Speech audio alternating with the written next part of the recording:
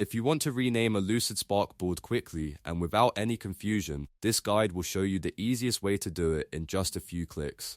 Whether your board is for brainstorming, planning, mapping ideas, or organizing a team project, giving it the right name helps you stay organized and makes it much easier to find later. And if you find this tutorial helpful, be sure to hit the like button and subscribe for more simple software guides just like this. Now let's jump in. First, log into your Lucidspark account and open the board that you want to rename.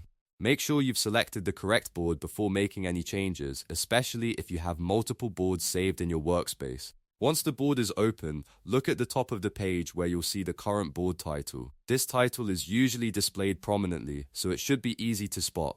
To rename the board, click directly on the board title at the top. As soon as you click it, the title should become editable. Now type in the new name you want to use. Try to choose something clear and descriptive so the board is easy to recognize later. For example, you might name it after a project, a meeting, a team, or a topic. After you type the new board name, press Enter on your keyboard to save the change. That's the key step that confirms the new name and updates the board immediately. Once you press Enter, you should see the board title change to the new name you entered. If it doesn't update right away, just make sure the text is entered correctly and that you actually pressed Enter to confirm it.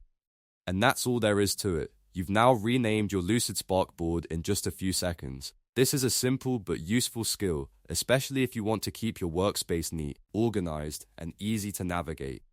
If this video helped you out, please give it a thumbs up and subscribe to the channel for more easy step-by-step tutorials. I'm always creating practical software guides to help you save time and work smarter.